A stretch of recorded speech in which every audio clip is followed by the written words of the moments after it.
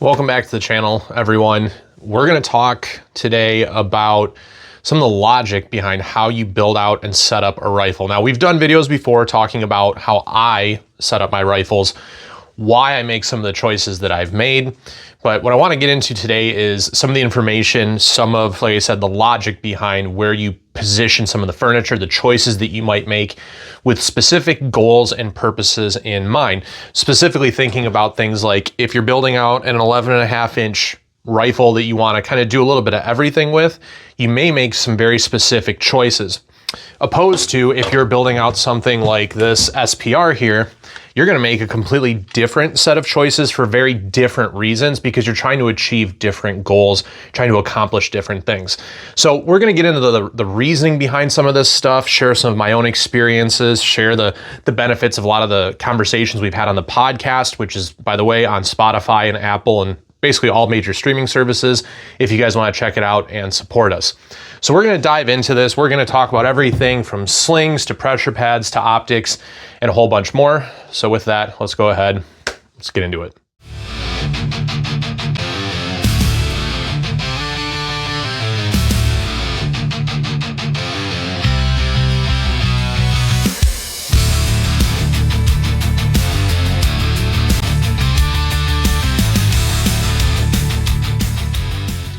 Okay. The first thing we're going to talk about is your sling, because I think when you buy a brand new rifle, the first thing that everybody needs to have before, and this isn't to say other things aren't important, but before you buy a white light or an optic or a suppressor or different furniture, the first thing you need is a sling. So most slings today kind of follow this form factor. This is a Spartan sling from Huberworks out of Pennsylvania. They sent this out to me and I've been running this for several months now and I absolutely love it. Is it a whole world's different than some of the other ones in the market? No. But let's talk about how you're going to set up your sling and potentially why you might want to make some different decisions. So some of the things you want to consider with a sling is you do want it to be adjustable. I know a lot of us grew up with hunting rifles and shotguns where the sling is literally just a leather strap that you hang over your shoulder. You carry it like a backpack, and that's cool, but that's not what you want for rifles like this. Additionally, I've seen guys jerry-rig stuff out of like duffel bag straps with 550 cord and everything, and that's cool, but the way that you need to leverage this sling, not only to retain the rifle rather to your body, but also how you can use it for tension to help stabilize your shots and things. Those concepts and those principles go out the window when you don't have an adjustable sling. So I would say, without getting too far into just the specifics of slings and how they're made, is make sure you have something with a pull tab or something where you can adjust the length of it. Because when you go to utilize this platform, having the ability to adjust tension so that you can push out and brace with that to stabilize for a shot is a big deal. Likewise, being able to tighten this down and bring it snug to your body if you're wearing kit or something, because you have to move it over your shoulder onto your back so you can render aid to a buddy or carry something. That's really, really valuable. And if your sling is this loose all the time and it's flopping around all over the place, as hilarious as it might be to go try and help a friend and they get hit in the face with your gun, it's gonna be a bad time. But when we're talking about setting up your sling points, I like to run mine at the front and the rear of the receiver. So here's the rear of my lower receiver. And then up here, I have a QD socket mounted to the front. And this is something I picked up years and years and years ago, honestly, from a Lucas Botkin video, RIP T-Rex arms. And I liked this because at the time I was running a single point sling, cringe, I know, but I like that it gives you the flexibility of a 2-point sling while also giving you the benefits of a single point sling. So at the time it was explained as, being very maneuverable, being able to do a lot of things. So if you needed to switch shoulders, as I do this very poorly because I didn't adjust my sling correctly, I don't usually switch shoulders. But as you switch your shoulders, having the ability to do so, you can still do that, right? Which is one of the things that a single point sling lends itself to. But you still have a lot of the benefits of a 2-point. So that's how I like to set mine up. That doesn't mean that you should do it that way. If you're more comfortable doing something else, it's totally fine. But the things you have to understand is your lower receiver at the back here may not come with a QD socket, so you may have to swap that out for something that accepts a QD, or it may take something a little bit different, like an HK hook. We'll get into this in a second, but these little hooks, there's a Magpul end plate here. It's a little steel hook that just clips in. And I run that at the front and rear of the receiver. You'll see that on pretty much all of my guns. But the hardware doesn't necessarily always come with it. So you can do some other things depending on who you subscribe to and what you like. Some guys will run at the front of the receiver, and then they'll pop their QD into a socket on their stock like this. I don't really know what this is called, but I do see a lot of guys do this, and they prefer it for different reasons. It works. Additionally, you'll see some guys pop out this front point and they'll attach it to the end of the handguard, and that I think is called longbow. I'm not really sure. All of those things have different pros and cons. Understand that not every handguard is going to have a QD socket built into it. This is a Geisley Mark 16 rail. It does have a steel socket that you can put your QD into, but if you want it any place other than that, you're gonna have to buy an additional attachment point. This one came from Magpul. They're like 20 or 25 bucks. It's not the end of the world. However, as with many things in this activity, a lot of people will make a purchase and then they will make the broad assumption that everything they need is already included with the rifle for some of these basic enhancements or setup decisions. All of this works. Whatever way you want to run your sling, just understand you're probably gonna have to purchase some additional hardware. If you buy a sling, you're gonna have to buy the QD hardware. If you buy the rifle, or when you buy the rifle, you're gonna have to buy QD hardware. So if the sling, I know the Spartan here is pretty affordable, it's about 40 bucks, I think. You're probably gonna have to drop an additional 30 on some QDs or some hooks. And then you're gonna have to drop probably an additional 40 bucks probably on the hardware to mount to your rifle, whether that's you want to M-lock it to your handguard, an end plate back here, or this Picatinny mount like what I have from Magpul. Just understand that doesn't come with the rifle, and you may want to position your equipment and your gear differently. I have friends actually that have two different QD sockets, one in the rear and one in the front, so that they can actually leverage that rifle better and use that tension with the sling to make those low percentage shots. If that's something that you want to do, if you foresee the need to have to switch back and forth, you can do that. It just adds a little bit of extra weight to the gun. I really like this setup. That's why I run all my guns this way, because I can still, while it's closed all the way down, I can still mount this gun and be effective. If I'm running kit, I can open it up a little bit. And if I need to maneuver the gun, I can go ahead and do that. Again, this is not saying this is the right way. This is just how I choose to run my slings. Your mileage may vary. After a sling, the first thing people start looking to upgrade, it should be your white light and it should be your optic. A lot of times those are very expensive items, and I've seen this before, and I also lived it. This is literally what I did, is people will start looking to upgrade, air quotes here on upgrade. They'll just change out the furniture that they have on their rifle. So when I say furniture, I mean things like the stock, your pistol grip here, your vertical grip, and or hand stop. And these decisions, they do make an impact on how you're gonna be able to run the gun. Specifically, the first thing that I would actually recommend changing out if you buy a standard off-the-shelf AR is the A2 style grip that comes on these rifles. Something like this BCM grip that has a more vertical orientation is going to, I think, lend itself far better to you. Travis Haley has a lot of videos and information out there talking about how straight lines are strong. So as we look at our forearm, wanting to approach that grip straight on. And that's also gonna help us have a more smooth and straight trigger pull. So those of you guys that are into performance shooting or competitive shooting rather, you know that stuff matters a lot. And with the A2 grip, the way that I think it pronates is the word. It pronates our wrist.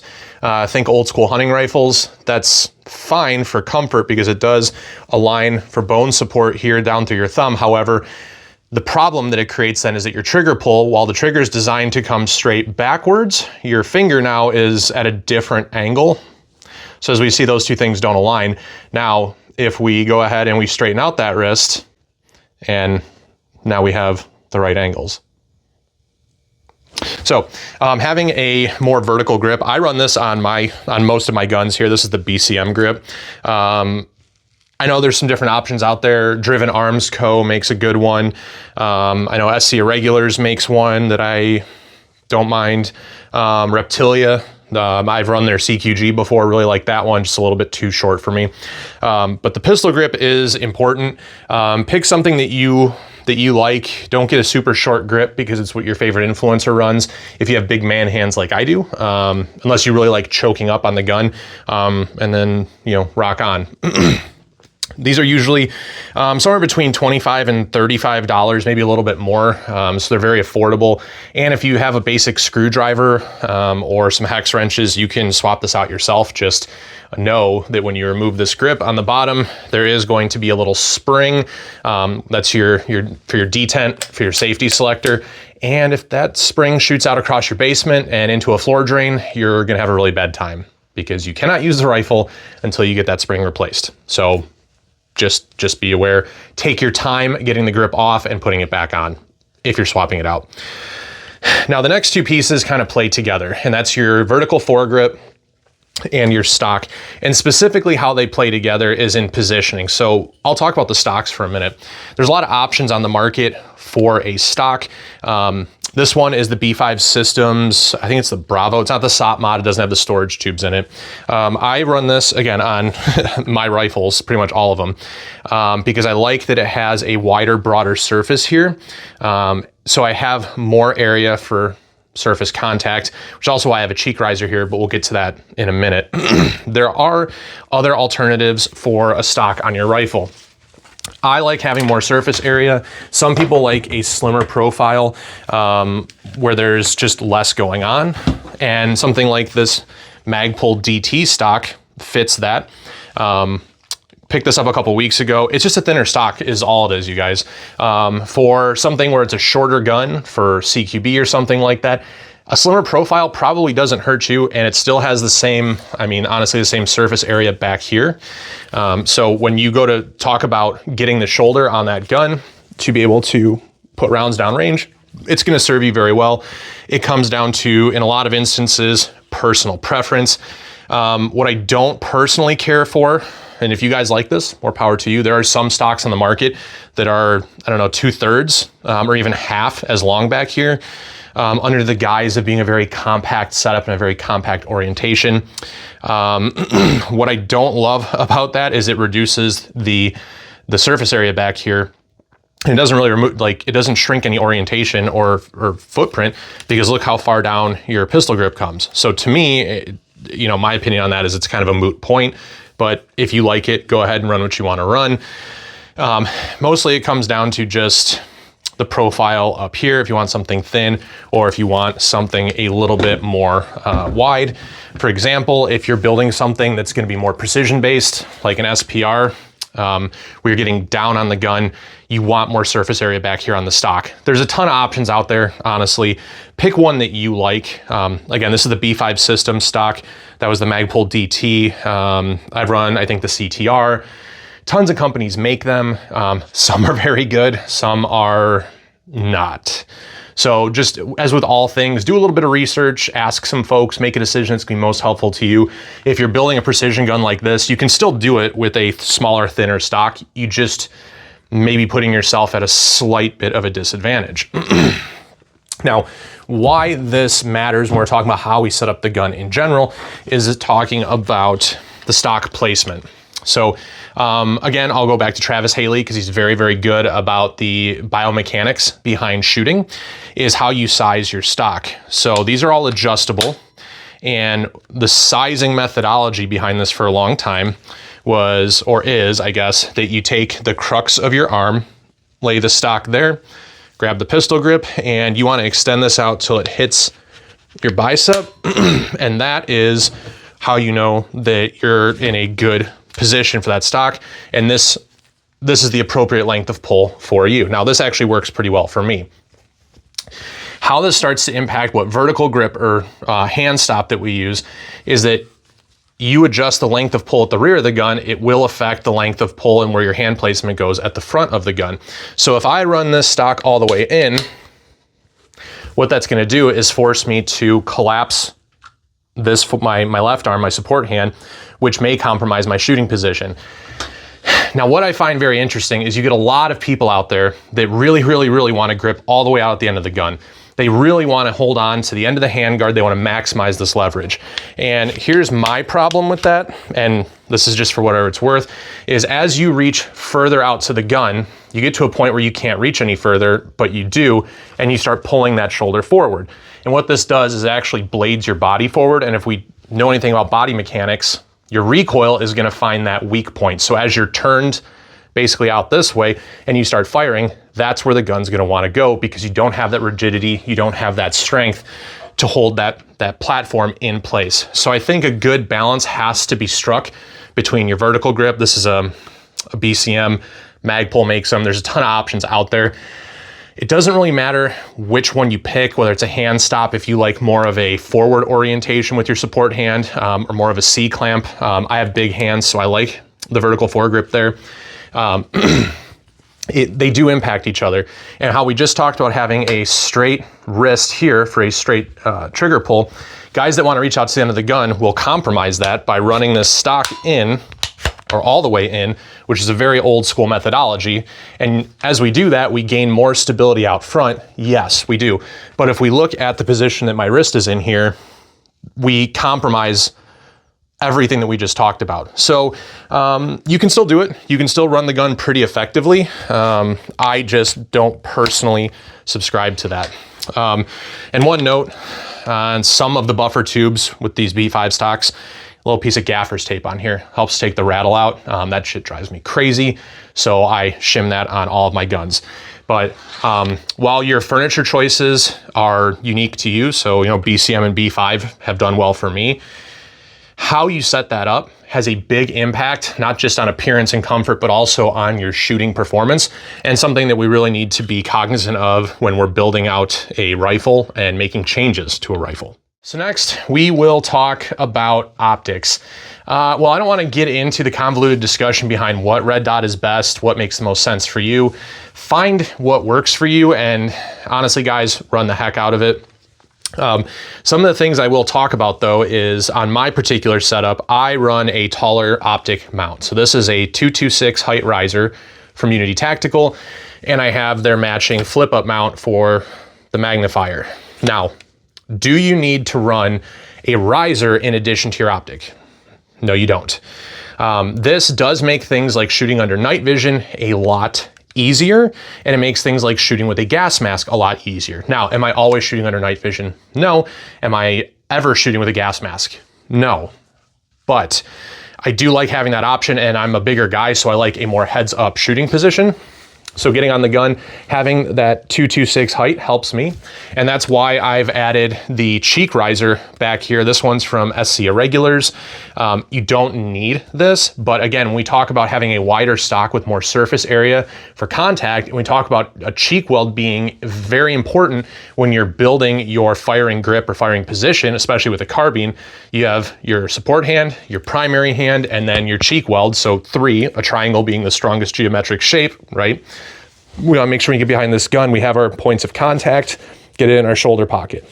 It's a comfort thing. It's an index point for me. I like having one there on this 11.5-inch gun. That's how I set that up. Additionally, I will mention, if you're running any of the Magpul stocks, for about 20 bucks on Amazon, you can get their cheek riser. The really odd part with this is that it's actually made for the AK platform with Magpul. If you have the full size cheek riser on here, you will not be able to fully articulate this charging handle. It'll actually hit the cheek riser about there, and you'd be short stroking your charging handle, which is really, really problematic.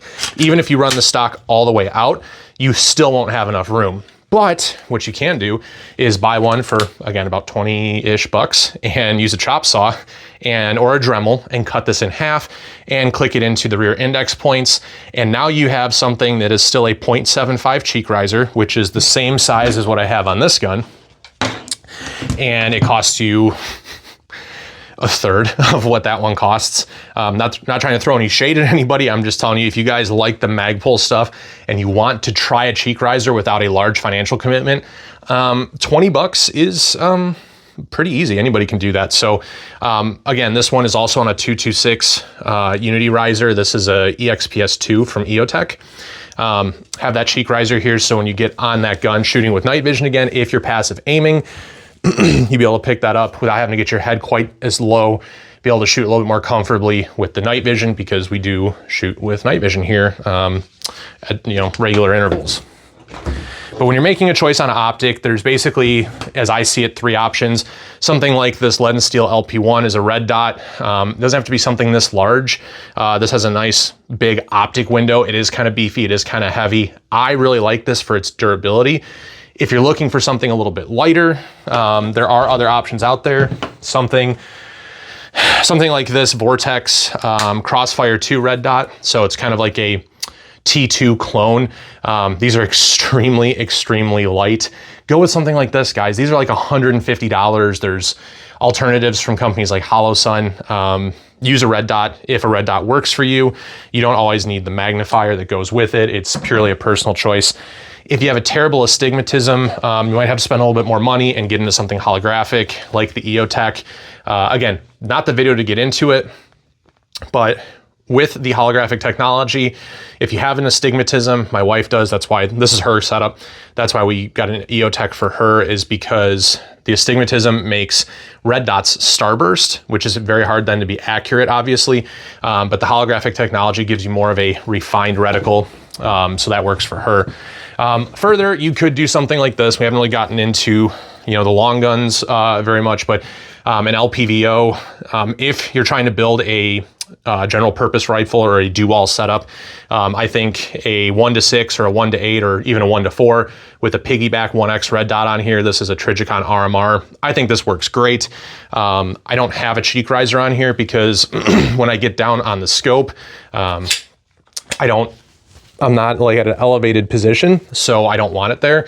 Heads up shooting on the red dot, you just kind of have to take the good with the bad here. So you have your support hand, you have your primary hand, and then instead of a cheek weld, you get more of a chin weld here, where it's basically just my jawline across the stock. Nothing's perfect and nothing's gonna ever hit 10 out of 10, but you can get pretty close with some of these setups. So again, optics are one of the things I see more than anybody, where people will make their optic setup choice with risers, with the optic itself, with magnifiers and things. They will make those choices based off of what they see their favorite influencer or their friend running, and not actually off what they need. So not telling you which way to go with any of these, purely telling you to make the decision based off of what your needs are and what's gonna work best for you. Okay, so as we continue kind of moving forward on the gun, something that comes up a lot, and one of the things that you should use as an enhancement to your platform, is a white light. And if you're gonna commit to the financial investment of running night vision, you should get a aiming laser. So let's talk a little bit about the placement of these devices and how that impacts you and some of the choices you can make. I know it's very, very popular, mostly due to some people, I wanna say it's GBRS, but it's become very popular lately to just run clicky caps on the back of the light because there's less chance for failure. Which I get it, I really like that. The problem is some of you guys are some real short-armed MFers, and you have to then mount your light halfway back on your rail so that you can push your thumb up on it. Or you have to, it's halfway back on the rail because you only have a 16-inch gun. Not throwing shade, just calling it as I see it. The problem then is that you have a shadow that is cast basically because the head of the light is here and you have an obstruction with your handguard, your muzzle device, and even more so if you have a suppressor, excuse me, and that's often referred to as suppressor shadow. That's why on my setups, personally, I use a light bar from Arasaka, and I actually will try to push this light out further. So that the light head is usually in line with the muzzle device, and I run a can. I usually run a Surefire RC2, so the muzzle will actually be further out, but I get that light just about as far out as I can without having it too far out here. If you overextend with some of these light bars, it does create a failure point where it can bend and break. I did used to run a Haley Strategic, I think it's the Thorntail the one that like mounts out at a 45 degree, and I actually bent and I had to warranty that out. It was, after talking with them, it's a designed failure point so that it doesn't break your light, which is obviously a much more expensive fix, and it doesn't do anything long-term to your handguard, which is obviously much more expensive. But you do want to push your light out further down the handguard to help eliminate some of that shadow. Now, further, the same concept sort of applies to your LAM, or your laser aiming module. This is a D-Ball A3, and these have illuminators built in, which is just a fancy term for an IR flashlight. You can't see it unless you have night vision. And I will make this service announcement right now. If you don't have night vision, you do not need the laser. I don't care what anyone says. There is such a marginally small benefit to running a visual spectrum laser. It's not worth the money. So unless you get it for free, or I guess it falls off the back of a truck, there really isn't a reason to have one. Now, if you are running night vision, in my opinion, you must have this, because until you've actually tried passive aiming, it's really, really cool to sit there and say, oh, well, you can just passive aim. Yeah, until you try it, and then that huge 64 MOA EOTech reticle obscures your entire target and gates your tubes because you didn't buy the one with the night vision setting because you didn't think you were going to have night vision. And I'm speaking from experience. I literally did that. I remember talking with the EOTech rep and going, I don't know that I'll ever have night vision, so I'm not worried about it. And like a year later, no shit, I ended up buying a PVS 14, and I had to go, well, crap, now I need a laser. So get a laser if you have night vision. Don't if you don't. It's that simple. But for the same reasons, I like to position the laser further out on the device, because on one side here, you do have your lasers, so visible in IR. The other side here is your IR illuminator or an IR flashlight. So for the same reasons, if we mount this unit back towards the upper receiver, which you saw kind of common during the GWAT and things like that, because you want to keep all of your weight back towards the center of the gun because you're doing hours and hours and hours of room clearing. Totally get that. You can create the same kind of shadowing issue that you had with your white light with your illuminator. I know there's a couple options out there that help reduce this. The GBRS Hydra is a fantastic option if you feel the need to run your laser back and at an elevated position, specifically on short guns where this top rail space is not very large and your real estate's at a premium and you like having your hand further out towards the end of the handguard. Cool, you can move that laser up and you are able to put your hand out at the end there, take care of that. Some people will further use the activation button on top of the laser, and we'll talk about those in a second, which means they don't need all of this rail space. Again, it comes down to what you need and what you're doing. I will say, while a lot of people really like the pressure pads, I'm a big fan. The Surefire dual pad here being very, very popular, obviously. It's not that ideal anymore. It's reliable, it works. It's sort of affordable. They're like 150 bucks. It's easier than having two full-size pressure pads on different angles on the gun. What I will say though is that you can optimize the position of one of these buttons. Either you can run it all the way out, so you optimize the position of the rear button, or put it where I have it, so you optimize the front button. What I mean by this is, as I create my C-clamp grip and my thumb lays over the ridge between the two buttons, that optimizes the positioning for my green laser, my IR laser, right? If I want to activate the white light, I have to roll my hand back and I have to compromise that grip. So there's options out there to help remedy that. The Unity Axon switch puts one button at a 45 and one button flat. There's the mod buttons, which are just a dual button setup, but they are smaller, so they take up less space and you can kind of utilize those a little bit more cleanly.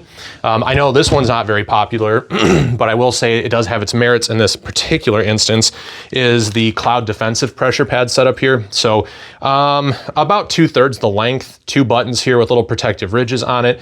And that way you can really have your thumb where you want it and still activate those buttons. Now, detractors to this particular light is it does not play nicely, or actually literally at all, with any other company's accessories on the market. So you can't swap out this end cap here to work with the Surefire dual pressure pads. You can't dual slave it to a laser unit or something. So understanding if you want the power and the output of something like this Rain 3.0, which is a fantastic light, you're going to have an additional button, like an Axon switch or something that's going to be able to, control that laser, or you're going to have to manually press the fire button on top of the laser unit. So for that reason, when people ask me about the cloud stuff, I'm usually very skeptical to recommend it to them unless they're telling me without a shadow of a doubt that they will not need to use a laser unit, and this is the only pressure pad system that they have. For me, it's not that big a deal. It's not the best, but it's definitely serviceable.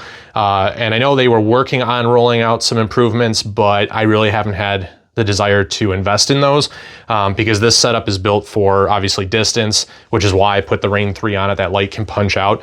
But I haven't done any night shooting or low light shooting with it. So it just really isn't worth the personal investment for me at this time. So something to think about when you're doing that. And additionally, understand that you're going to have cables and cords that run from your light and your laser. So have a solution to manage those. Zip ties are very easy, guys. Zip ties are super cheap. They're very easy. They run through your rail. Anybody can do that to help manage that rat's nest. Please don't be the guy that puts an entire roll of camo form on the end of his gun to cover everything up because you don't want to learn proper cable management.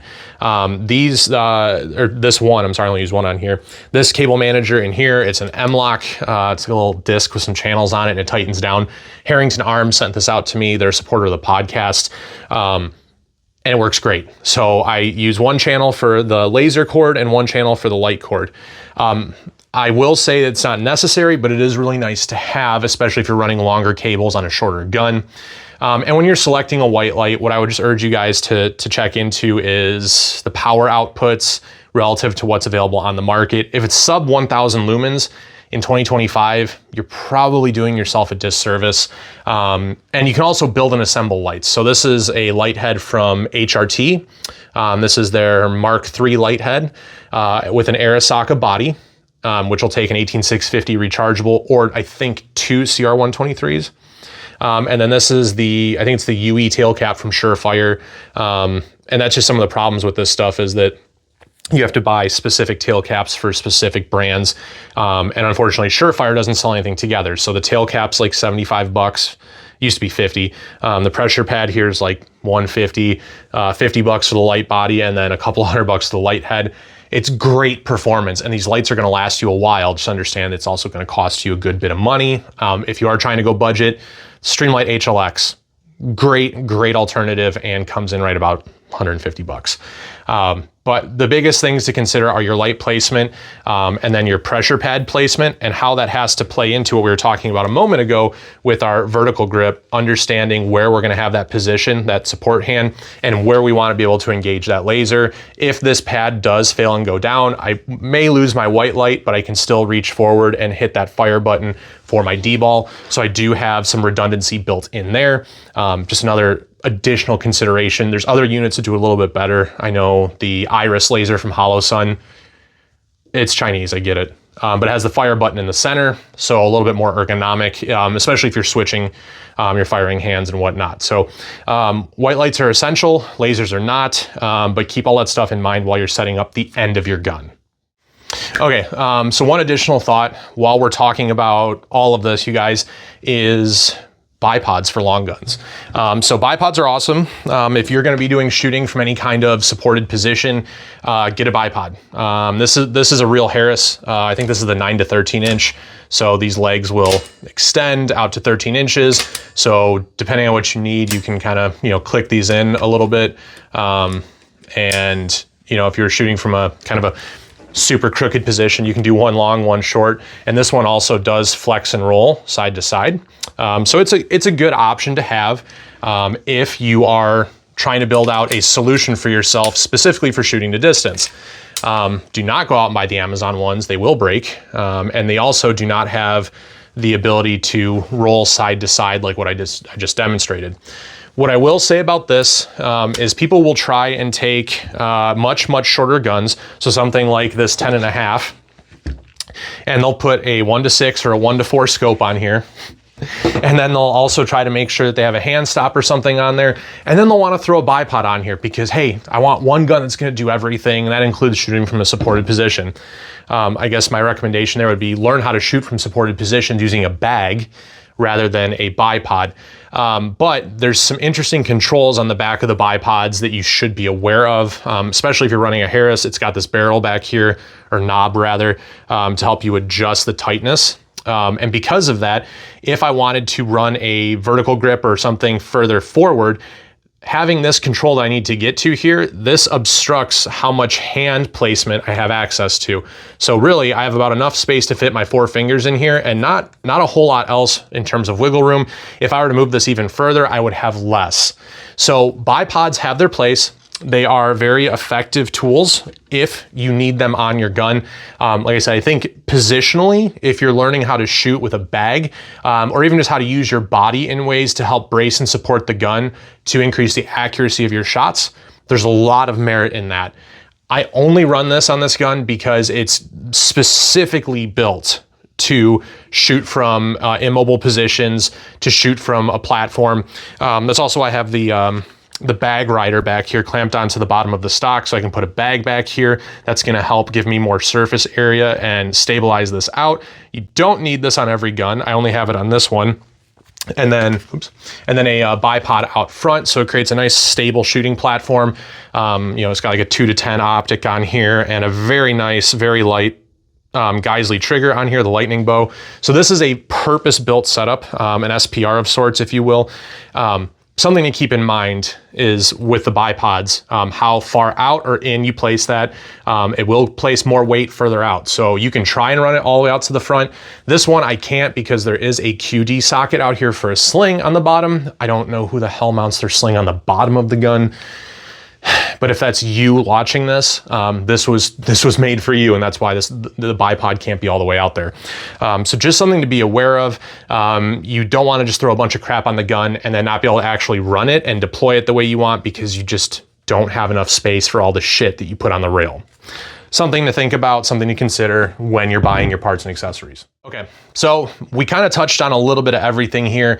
The furniture is important, the lights are important, the optics are important. All of it is very important, and how you make those decisions to set it up is completely dependent on you and your personal preferences. There's a lot of stuff we still didn't even get into. We didn't get into things like your charging handles. We didn't get into things, like your suppressors and what muzzle device you're gonna use. We touched a lot on just setting up the gun and how those things are gonna impact you and the choices that you're gonna make. I think the biggest one to take out of this is the positioning of your furniture and some of the choices that you make. One thing I will add as a bonus here for those of you guys still watching is when we're talking about magnifiers here, the Unity one does actually put the QD lever facing forward, and it opens up real estate to your charging handle. It's one of the biggest gripes I had about running a long riser or some of the other mounts on the market is that it would shrink down to about half an inch worth of space that I could fit my man claws into to have to work this charging handle so I could run this gun. Not a fan of that. So the big plus for the Unity flip up mount. But I would say some of that stuff, whatever's gonna help you run the gun most successfully is the very, very important part of this and the rationale and reasoning behind the choices that you make. When it comes down to brands, the size of your stock, the kind of optic you choose, the caliber, that's all up to you guys. Whatever you want, whatever you need, whatever makes you happy, because this is America, where we do American things. Freedom, liberty, all that good stuff. I'm here for all of it. Thank you guys so much for checking out the video. Make sure you hit the notification bell, the subscription icon, all that stuff helps us grow. We're dropping these videos pretty much weekly or bi-weekly at this point. And drop some love in the comment section, whether you guys think that this makes sense, doesn't make any sense, whether this was helpful to you, or it's a resource you can send to a friend who's in the process of building and refining their rifle setup to make it work for them. The mission and the goal here at Prepared Mindset has always been to help share the learning experiences that we've had with all of you. So thank you guys so much. That's all I got for you. We will catch you on the next one.